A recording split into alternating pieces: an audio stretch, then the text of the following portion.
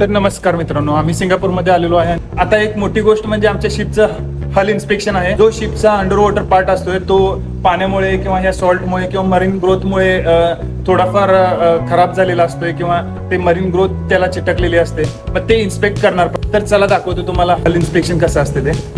हल इन्स्पेक्शन करण्यासाठी छोटी एक सपोर्ट बोट आलेली आहे, ज्याच्यामध्ये डायव्हरची टीम आहे.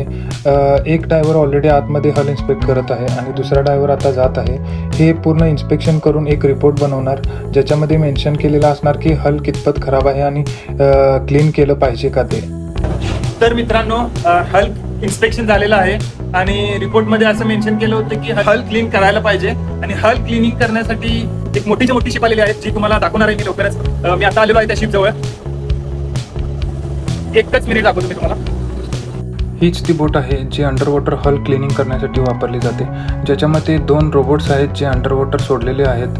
ही जी तुम्ही होज बघताय ब्लॅक कलरची, याच्या आतमध्ये हाय प्रेशर पाणी आणि कंट्रोल सिग्नल आहे, जे रोबोट कंट्रोल करण्यासाठी वापरलं जातं रिमोटद्वारे.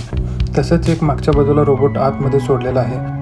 अशा प्रकारचे 2 रोबोट हल क्लिनिंग करत आहेत. तुमच्या माहितीसाठी अशाच टाईपचा तो रोबोट असतो जो आतमध्ये सोडला गेलेला आहे आणि रिमोटद्वारे कंट्रोल केला जातो.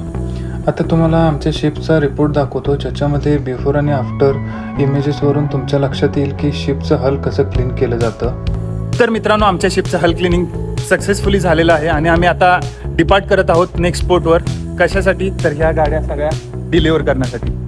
कोणत्या गाड्या आहेत जरा जवळून पहा, दिसते का, ओळखता येतात का बघा. नाही तर माझा एक ब्लॉग असणार आहे त्याच्यावर पण. तर स्टे ट्यून. तर चला परत भेटू. धन्यवाद.